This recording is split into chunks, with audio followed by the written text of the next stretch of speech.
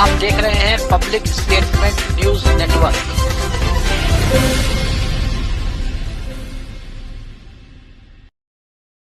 नमस्कार, आप देख रहे हैं public statement news. Kanpur police चाहे लाखों दावे कर ले, लेकिन उनकी लापरवाही सामने आ ही जाती है। जहां अधिकारी घटनाओं को छुपाने के लिए खुद लापरवाही कर रहे हैं।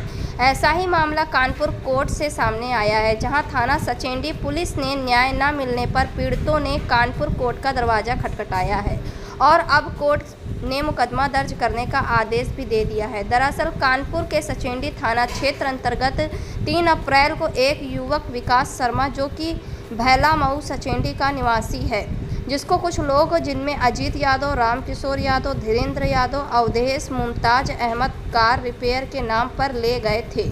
उसके बाद विकास ने 11 बजे अपने घर में फ़ोन करके सूचना दी कि इन लोगों ने उसका अपहरण कर लिया है।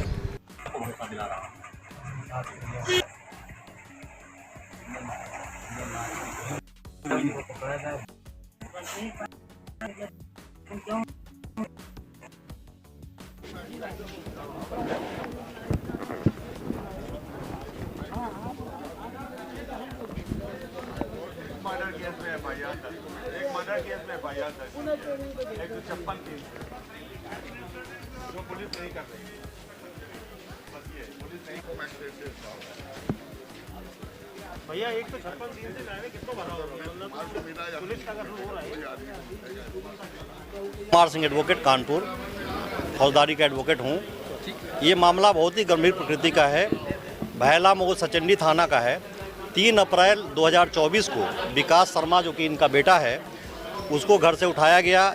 एक मामूली सी रंजिश थी कि एक डिजायर कार में एक्सीडेंट हो गई थी उस बच्चे से।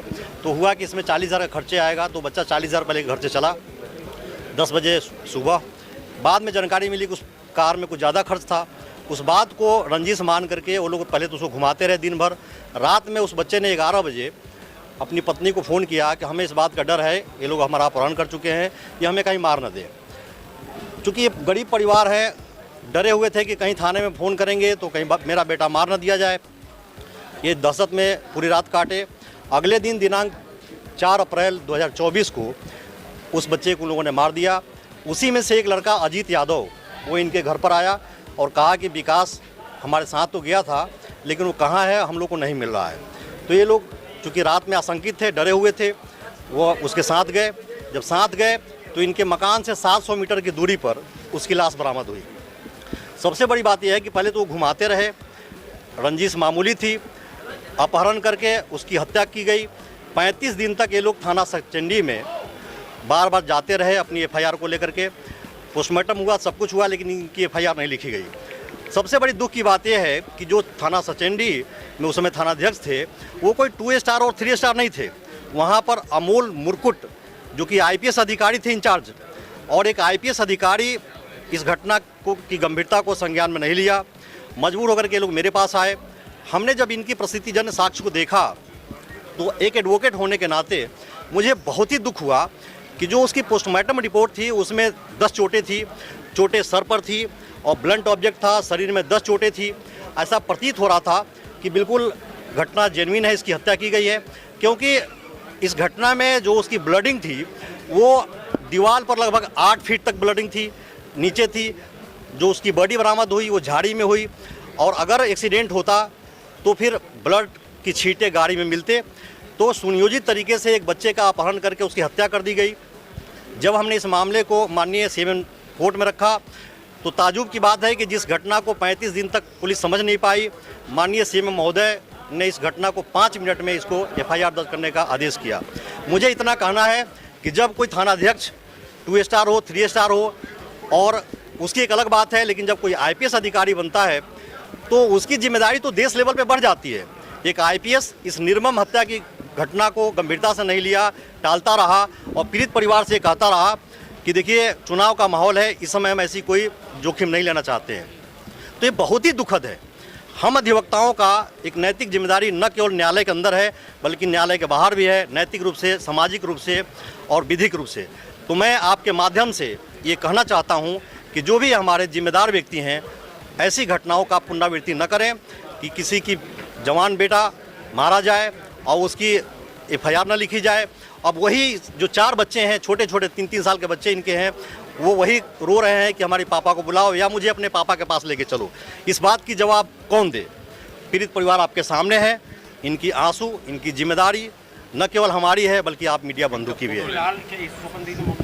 हाँ, माननीय न्यायालय ने आदेश कर दिया 5 दिनेश जी, क्या हुआ? आप परेशान दिख रहे हैं।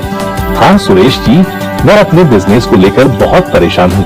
यह ठीक नहीं चल रहा है। हर महीने भारी नुकसान का सामना करना पड़ रहा है। मुझे नहीं पता कि क्या करूँ, लेकिन मैंने सुना है कि आपका बिजनेस बहुत अच्छा चल रहा है। आखिर कैसे? कृपया मुझे बताओ। हाँ, मेरा बिजनेस अच्छा चल रहा है। मैंने बोर्नफायर सर्विसेज प्राइवेट लिमिटेड की डिस्ट्रीब्यूटरशिप ली है। बोर्नफायर सर्विसेज प्राइवेट लिमिटेड, इसके बारे में मुझे अधिक बताओ। बोर्नफायर सर्विसेज प्राइवेट लिमिटेड पिछले 25 ईयर्स से सेल्स और मार्केटिंग डिस्ट्रीब्यूशन के क्षेत्र में काम कर रही है।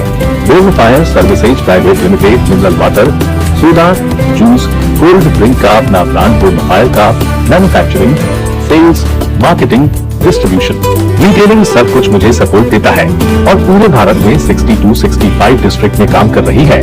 बोर्नफायर के सपोर्ट से हमारा निवेश पर मासिक रिटर्न अच्छा होता है। That's great. मुझे बोर्नफायर सर्विसेज प्राइवेट लिमिटेड की डिस्ट्रीब्यूटरशिप लेने में इंटरेस्ट है।